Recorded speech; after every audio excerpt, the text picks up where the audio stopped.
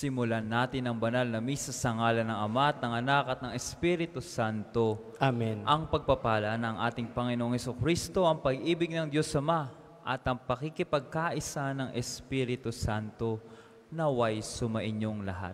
At sumayo rin. Magandang tanghali po sa inyong lahat.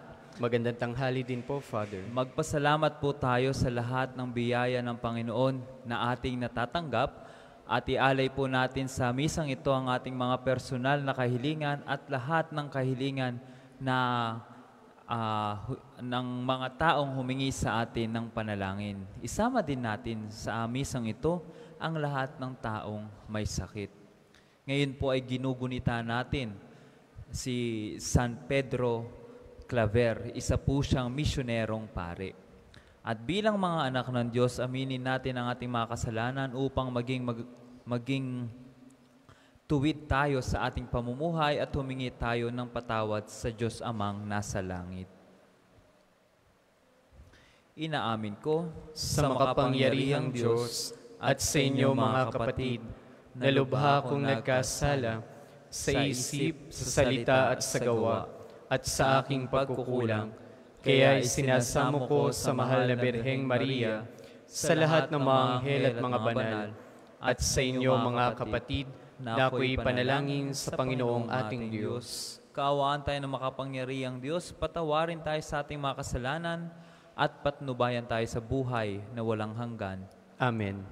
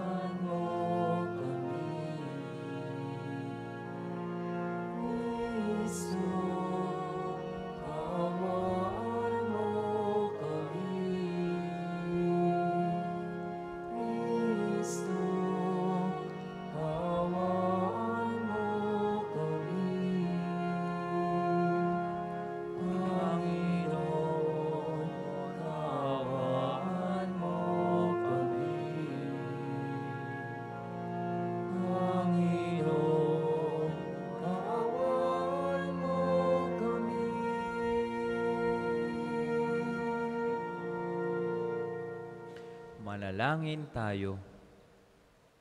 Ama naming makapangyarihan, itinuro mo sa iyong sambayanang sundin ang mga utos mong bigay sa pag-ibig sa iyo at sa kapwa-tao. Kaming tumutulad kay San Pedro Claver na mapagkawang-gawang totoo ay pagkalooban mong mapabilang sa mga pinagpala sa kaharian mo sa pamamagitan ni Hesukristo, kasama ng Espiritu Santo, magpasawalang hanggan. Amen. Pagbasa mula sa unang sulat ni Apostol San Pablo sa mga taga-Korinto. Mga kapatid, nakarating sa akin ang di mapag-aaninlangang balita na napakasama ng ginagawa ng isa sa inyo. Kinakasama niya ang asawa ng kanyang ama. Kahit ang mga pagano'y di gumagawa ng ganyang kahalayan, at nakukuha pa ninyong magmalaki, dapat sana'y mahiya kayo at tumangis at itiwalag ang gumagawa nito. Bagamat wala ako riyan sa katawan, nariyan naman ako sa espiritu, kaya't parang nariyan din ako. Dahil dito ang gumagawa niyan ay hinatulan ko na sa ngalan ng Panginoong Hesus. Ako'y kasama ninyo sa espiritu sa inyong pagtitipon at sa kapangyarihan ng ating Panginoong Hesus. Ibigay ninyo kay Satanas ang taong iyan upang mapahamak ang kanyang katawan at nang maligtas ang kanyang espiritu sa araw ng Panginoon. Hindi kayo dapat magpalalo. Hindi ba ninyo ang alam ang kasabihang na paaalsa ng kaunting lebadura ang buong masa? Alisin ninyo ang lumang lebadura, ang kasalanan, upang kayo maging malinis. Sa gayon, matutulod kayo sa isang bagong masa na walang lebadura.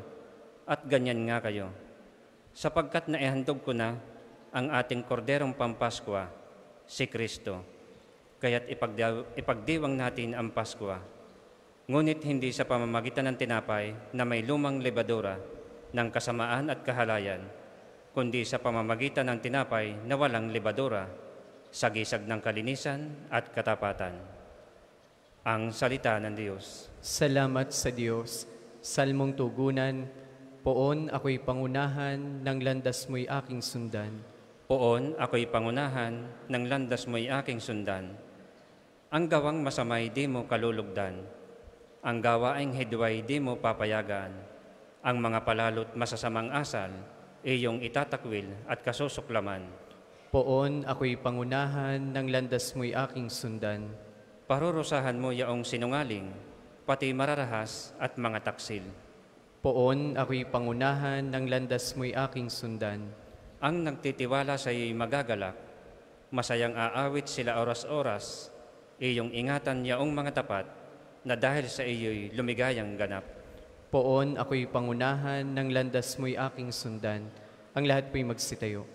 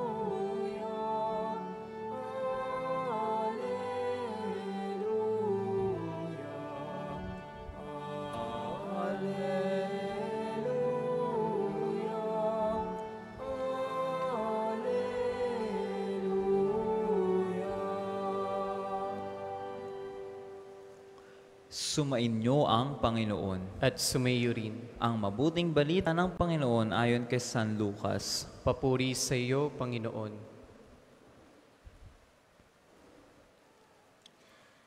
Isang araw ng pamamahinga, muling pumasok si Jesus sa sinagoga at nagturo. May isang lalaki roong tuyot ang kanang kamay.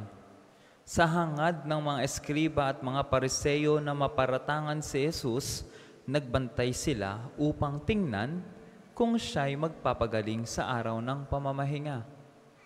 Subalit, batid ni Jesus ang kanilang mga iniisip, kaya't sinabi niya sa lalaking tuyot ang kamay, "Halika rito sa unahan." Lumapit naman ang lalaki at tumayo roon.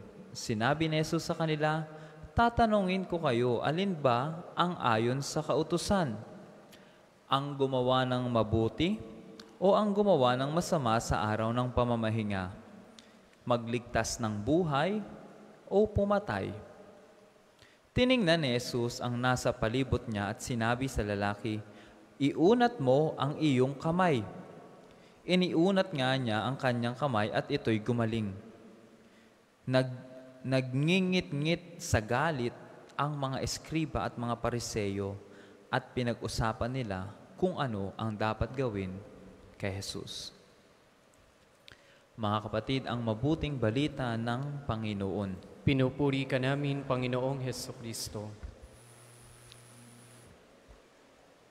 Magandang tanghali po muli sa inyong lahat. Naalala ko po nung ako ay naka-assign pa sa isang ospital sa aming mission area, ako po ay na-assign sa ospital na kung saan kinikater lahat ng relihiyon.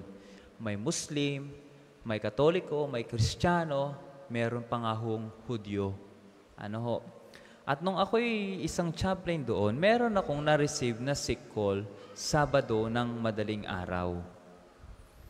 At nung ako'y pumunta sa ospital, napagtanto ko na ang bibisitahin kong pasyente, na mamamatay, ay nasa 5th floor, nasa ika-5 palapag ng building.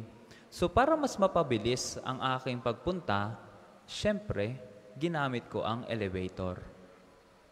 Ngunit, pagpasok ko sa elevator, na-realize ko, ito pala ay yung tinatawag na Shabbat elevator. Sa mga hindi po nakakaalam, ang Shabbat elevator po ay para sa mga Hudyo na ginagamit po nila yon tuwing araw ng Sabat o araw ng pamamahinga.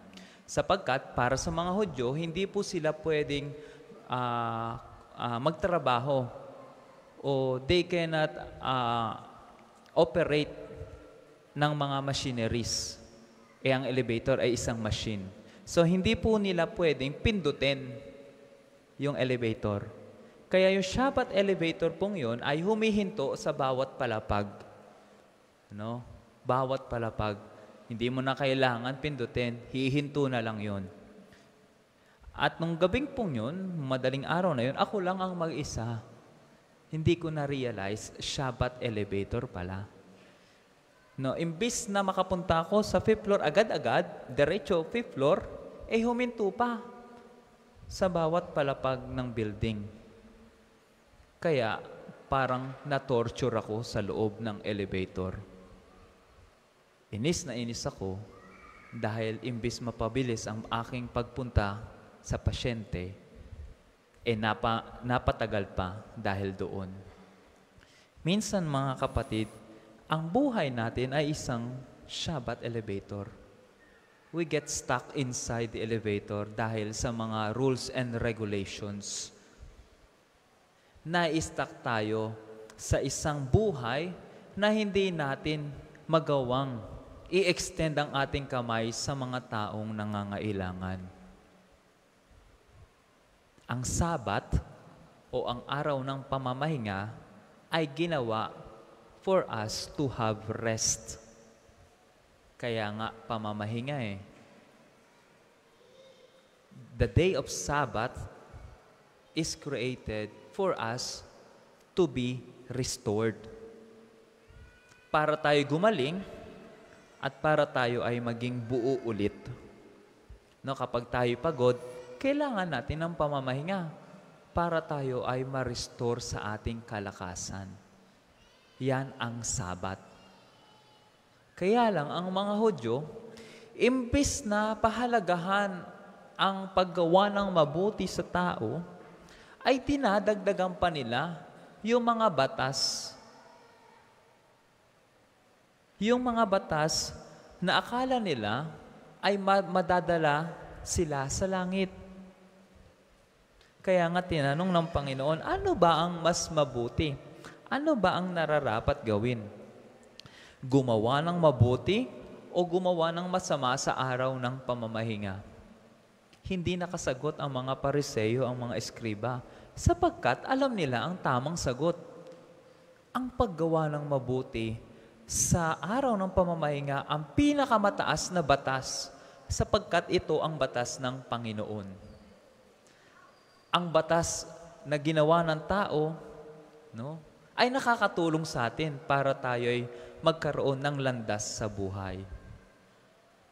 Pero ito rin ay base sa batas ng Panginoon na magtuturo sa atin ng tamang landas.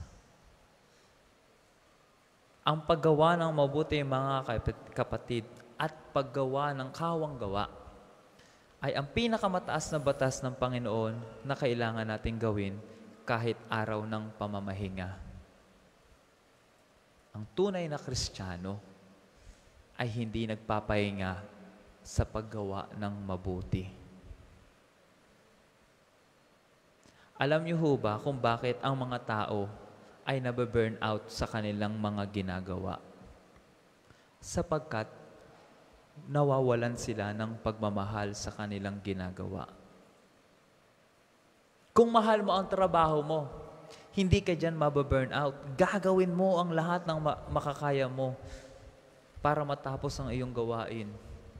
Kung merong pagmamahal sa pag-aaruga ng mga pamilya at lalong sa mga may sakit, kahit mainit ang ulo mo, aarugain mo pa rin sila. Hindi mo dadagdagan ang bigat o pasakit na kanilang dinaranas. Dahil ang true love is not cruel. Hindi ito nagbibigay ng mabigat na karamdaman sa tao. Ang tunay na pagmamahal ay isang sakripisyo na kahit na araw ng pamamahinga natin, patuloy tayo sa pag-extend ng ating mga kamay na narinig natin sa ating ebanghelyo. Sinabi ng Panginoon, iunat mo ang inyong mga kamay. At sa pag-unat ng kamay ng may sakit, naramdaman niya ang kagalingan, ang pagmamahal ng Diyos. Kaya mga kapatid, ito ang pahamon sa atin ng ating Panginoon. Iunat din natin ang ating kamay. Nang sa gayon, ang mga tao ay makaramdam ng pagmamahal at kalinga ng Diyos. At ito ang pinakamataas na batas ng Diyos. Ito ang magiging daan patungo sa kalangitan. Ngayong araw na ito ay ginugunita natin si San Pedro Claver. Isa po siyang paring Jesuita.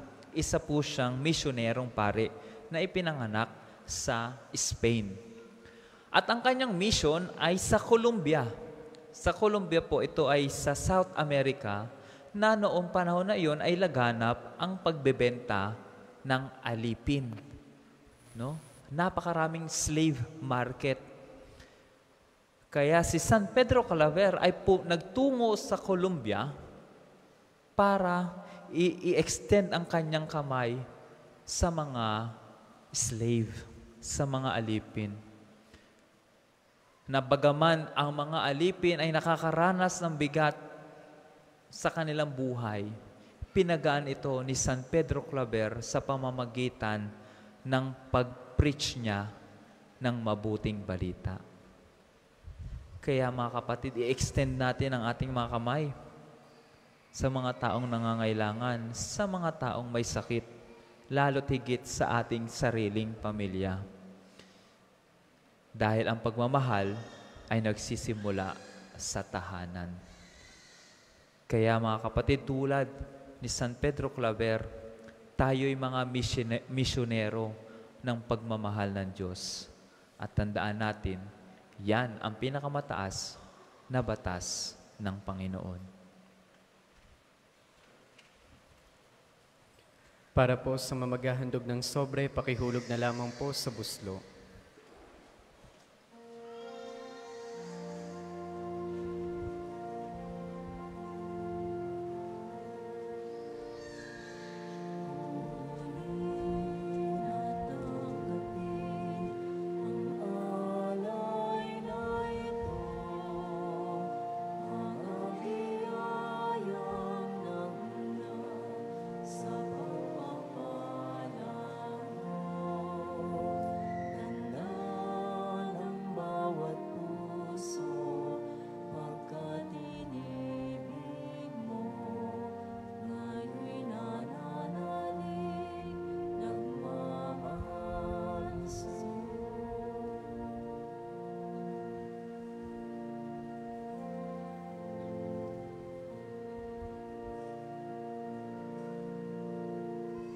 Magsitayo po ang lahat.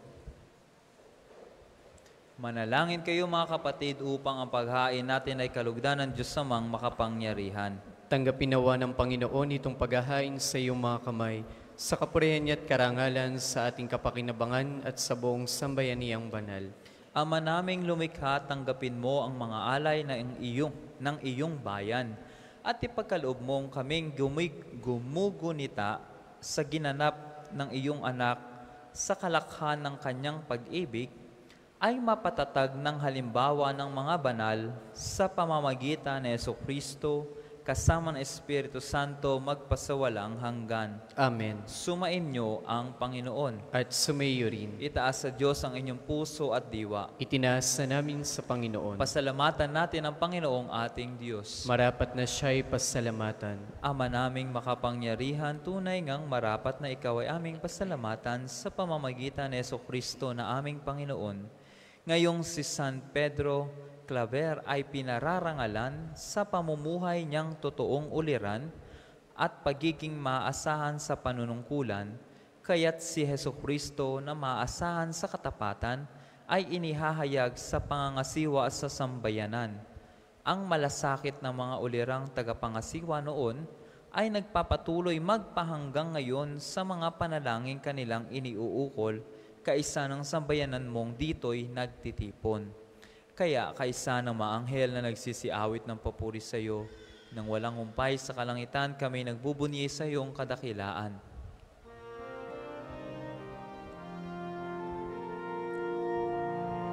Banal ka pong may kapal, banal ang iyong pangalan, banal ang iyong kaharian, langit lupa'y nagpupugay sa iyong kadakilaan, dinalakilan ang lahat, ang naparito mong anak, Diyos siyang nagulat sa bulan, sa pilayay na'y palakad, at nakiramay sa lahat.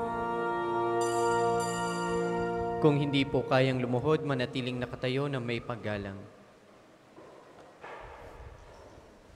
Ama naming banal, ikaw ang bukal ng tanang kabanalan, kaya't sa pamamagitan ng iyong Espiritu, gawin mong banal ang kaloob na ito, upang para sa amin ay maging katawan at dugo ng aming Panginoong Hesukristo. Bago niya pinagtiis ang kusang loob na maging handog, hinawakan niya ang tinapay, pinasalamatan kanya, pinaghati-hati niya iyon, iniabot sa kanyang mga alagad at sinabi, "Tanggapin ninyong lahat ito at kanin. Ito ang aking katawan na ihahandog para sa inyo."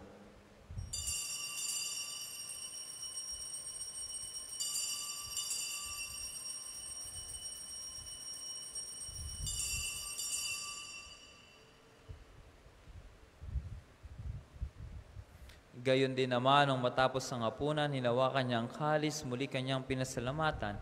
Iniabot niya ang kalis sa kanyang mga alagad at sinabi, "Tanggapin ninyong lahat ito at inumin ito ang kalis ng aking dugo ng bago at walang hanggang tipan. Ang aking dugo na ibubuhos para sa inyo at para sa lahat sa ikapagpapatawad ng mga kasalanan. Gawin ninyo ito sa pag-alaala sa akin."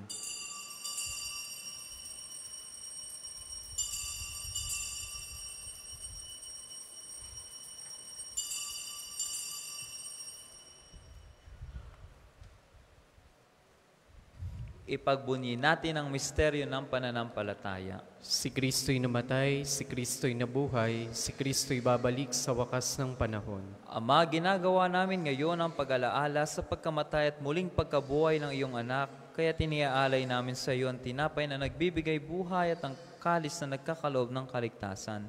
Kami nagpapasalamat dahil kami iyong minarapat na tumayo sa harap mo para maglingkod sa iyo. Isinasamo namin kaming magsasalo-salo sa katawan at dugo ni Kristo ay mabuklod sa pagkakaisa sa pamamagitan ng Espiritu Santo. Ama, lingapin mo ang iyong simbahang laganap sa buong daigdig. Puspusin mo kami sa pag-ibig kaisa ni Francisco na aming Santo Papa at ni Gilbert na aming Obispo at ng Tanang Kaparian. Alalahanin mo rin ang mga kapatid naming nahimlay nang may pag-asang sila'y muling mabubuhay. Gayon din ang lahat ng mga pumanaw. Kaawaan mo sila at patuloyin sa iyong kaliwanagan. Kaawaan mo at pag-indapatin kaming lahat na makasalo sa iyong buhay na walang wakas. Kaisa ng mahal na Birheng Maria, na ina ng Diyos, kaisa ni San Jose, na kanyang kalinis-linisang esposo, kaisa ng mga apostol, kaisa ni San Pedro, Claver at ng lahat ng mga banal na namuhay dito sa daigdig ng kalugod-lugod sa iyo, may pagdiwang nawa namin ang pagpupuri sa ikararangal mo sa pamamagitan ng iyong anak na aming Panginoong Heso Kristo. Sa pamamagitan ni Kristo, kasama niya at sa Kanya, ang lahat ng parangal at papuri ay sa iyo, Diyos amang makapangyarihan, kasama na Espiritu Santo, magpasawalang hanggan.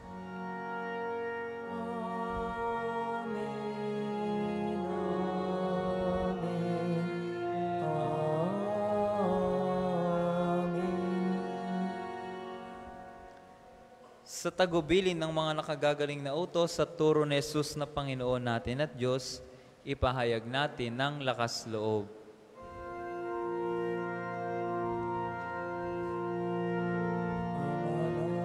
Amin. Sumasalangit ka, sambahin ang ngalan mo, mabasa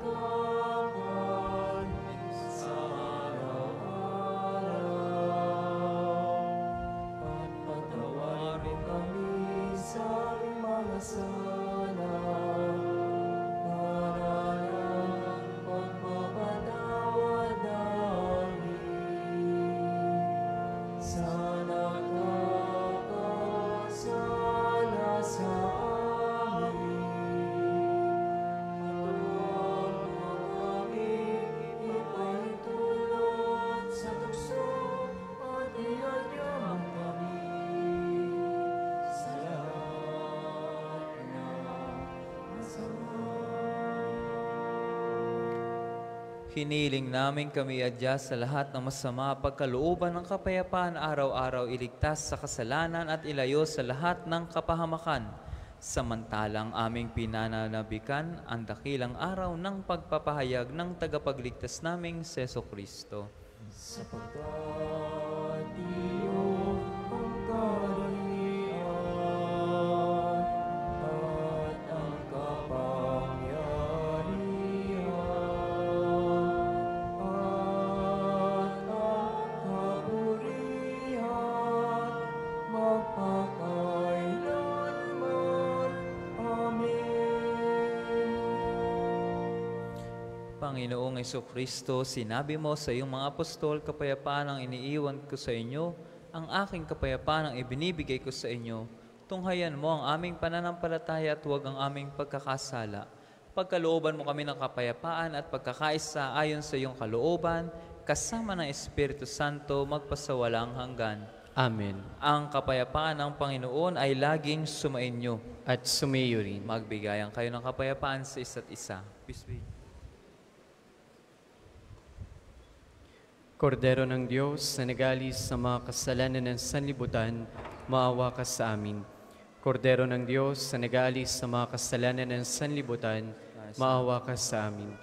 Kordero ng Diyos na nagalis sa mga kasalanan ng sanlibutan, ipagkaloob mo sa amin ang kapayapaan. Kung hindi po kayang lumuhod, manatiling nakatayo na may paggalang.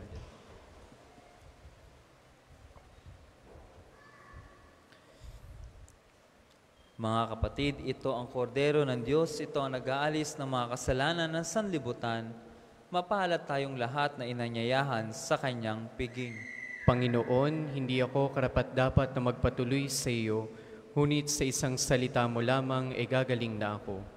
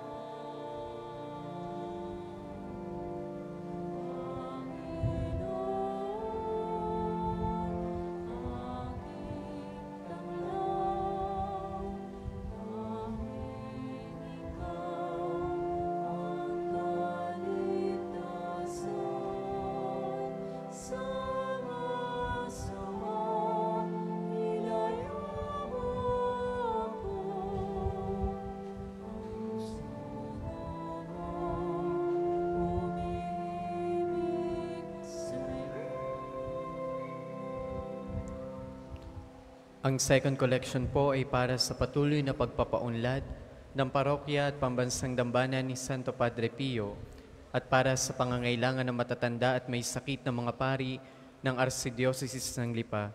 Salamat po sa inyong handog.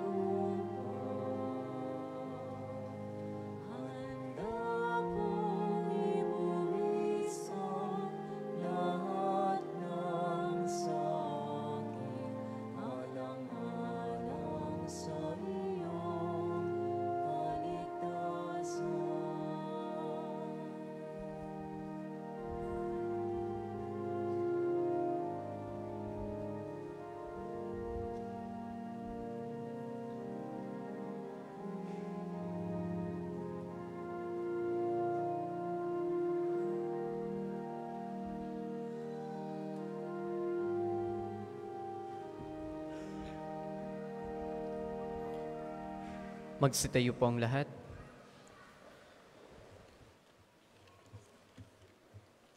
Manalangin tayo. Ama naming mapagmahal, kaming mga nakinabang ay nagmamakaawa sa iyong pagmamahal upang sa pagtulad namin kay San Pedro Claver, kami ay makasalo niya sa kaluwalhatian sa pamamagitan ni Jesucristo kasama ng Espiritu Santo magpasawalang hanggan. Amen. Panalangin ng pagtitiwala kay Santo Padre Pio, tayo pong lahat. Padre Pio, taga Pietrelcina, mongheng banal, pintakasing santo na milenyong kasalukuyan, gabay namin sa pagtahak sa landasing makalangit, takbuhan sa pangangailangan, huwaran ng pagtitiis. Sa iyo namin inilalapit aming mga kagipitan, sa iyo po ibinibilin kalusugan at kabuhayan.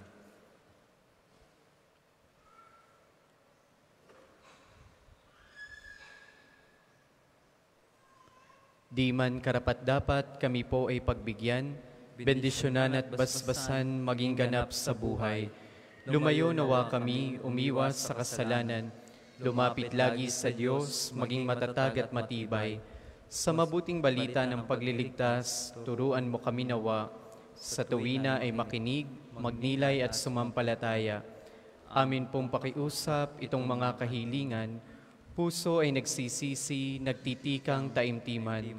Di na muling magkasala, sunod lagi sa Diyos Amang, kaysa ng Espiritu at ni Jesus sa tagapamagitan. Amen. Ang lahat po'y magsiupo para sa mga patalastas. Una, sa inyong pagdalaw sa pambansang dambana, mangyaring pakaingatan ng inyong mga personal na gamit. Hangad namin ng isang matiwasay at maayos sa pagbisita sa National Shrine. Ikalawa, nais po naming ipagbigay alam sa inyo na ang Padre Pio Healing Bundle ay available sa ating mga tindahan. Ang langis na kasama nito ay may halo ng langis na mula sa puno ng olibo na binasbasan ni Padre Pio noong siya'y nabubuhay pa. Naway maging daan ang ating healing bundle sa pagkakamit ng kagalingan mula sa Diyos.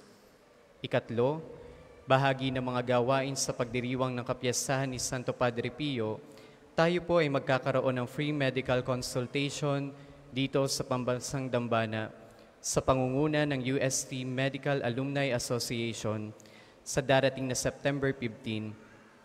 Kami po ay nananawagan sa mga nagnanais magpakonsulta sa mga doktor ng Pedia, OB/GYN, ENT, Opta, Dental at Surgical. Ito po ay bukas sa kahit na anong edad. Mangyaring magtungo lamang sa opisina ng Pambansang Dambana upang magpalista hanggang September 10 lamang. Ikaapat, mahalagang paalala, tayo pong lahat ay pinag-iingat sa mga kumakalat na fake Facebook page na nag-aalok ng mga religious items tulad ng healing oil at Padre Pio necklace. Mayroon din pong para kumita ay nag-upload ng mga larawan o videos na kinuha ng walang paalam sa official Facebook page ng Pambansang Dambana. Kami po ay nakikiusap na pakireport ang mga fake page na nasa screen upang maiwasan ng marami pang posibleng biktima. Ito po ay panawagan din sa mga gumagawa ng fake accounts ng National Shrine. Maaari po ninyong kaharapin na malaking pananagutan kung sakaling mapatunayan na nagpapatakbo ng mga peking accounts na ito. Isa lamang po ang official Facebook page ng Pambansang Dambana. Naway ito lamang ating suportahan at ipangalat. Maraming salamat po. Ikalima, sa darating na January 2025 ay susuportahan ng Pambansang Dambana ang gaganapin na 129 Plenary Assembly ng Catholic Bishop Conference of the Philippines o CBCP dito sa Archdiocese ng Lipa. Bahagi ng paghahanda para sa mahalagang pagdiriwang na ito ng mga obispo ng Pilipinas, kami po ay kumakatok sa inyong mabubuting puso upang matugunan ang pinansyal na pangangailangan. Mayroon po mga sobre na ipinamimigay ang ating mga tagapaglingkod para sa inyong handog na lubos nating pasasalamatan. Ang inyong tulong at panalangin ay malaking bahagi sa tagumpay ng pagpupulong na ito. Maraming salamat po. Ang susunod pong banal na misa ay sa ganap na ikalawa ng hapon. Maraming salamat po at mangyaring panatilihin natin ang kalinisan, katahimikan at diwa ng pananalangin sa loob at labas ng simbahan. Magsitayo na po ang lahat para sa pagbabasbas ng religious articles. Mga kapatid, manalangin tayo sa Diyos Amang makapangyarihan upang tayo ay maging kawangis ni Kristo sa taimtim na pagdalangin, sa tulong ng mga larawan at mga dasalan. O Panginoong Diyos, Ikaw ang bukal ng lahat ng pagpapala at biyaya. Ibuhos mo ang iyong bendisyon sa mga gamit na ito sa pananalangin, na nagpapaalala ng iyong kabutihan, kabanalan at pagmamahal sa amin, upang ang lahat na dumulog at magdasal gamit ang mga ito ay magtamo ng iyong awa at biyaya. Loobin mong tularan nila ang kabanalan at aral ng Panginoon at ng mga santo magpasawalang hanggan. Amen. Tayo pong lahat, Ama namin, sumasalangit ka, sambahin ang ngalan mo, mapasa amin ang kaharian mo, sundin ang loob mo dito sa lupa para nang sa langit. Bigyan mo kami ngayon ng aming kakanin sa araw-araw at patawarin mo kami sa aming mga sala para ng pagpapatawad namin sa nagkakasala sa amin. At huwag mo kaming ipahintulot sa tukso at iadya mo kami sa lahat ng masama. Amen. Aba, Ginoong Maria, napupuno ka ng grasya, ang Panginoong Diyos ay sumasa iyo. Bukod kang pinagpala sa babaeng lahat, at pinagpala naman ang iyong anak na si Jesus. Santa Maria, Ina ng Diyos, ipanalangin mo kaming makasalanan, ngayon at kung kami mamamatay. Amen. Luwalhati sa Ama, sa Anak at sa Espiritu Santo, kapara noong una, ngayon at magpas sa walang hanggan. Amen. Ama namin, sumasalangit ka, sambahin ang ngalan mo, mapas sa amin ang kaharian mo, sundin ang loob mo dito sa lupa para nang sa langit. Bigyan mo kami ngayon ng aming kakanin sa araw-araw at patawarin mo kami sa aming mga sala para ng pagpapatawad namin sa nagkakasala sa amin at huwag mo kami ipahintulot sa tukso at iadya mo kami sa lahat ng masama. Amen. Aba, Ginoong Maria, napupuno ka ng grasya, ang Panginoong Diyos ay sumasa iyo. Bukod kang pinagpala sa babaeng lahat, at pinagpala naman ang iyong anak na si Jesus.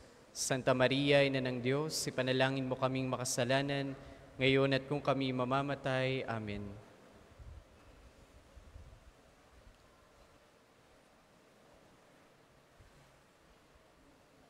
Maraming salamat po sa pagdalo sa ating Santa Misa. Patuloy po nating ipahayag ang salita ng Diyos at iunat ang ating mga kamay sa mga taong nangangailangan ng tulong, sapagkat ito po ang batas ng Panginoon patungo sa landas ng kabanalan.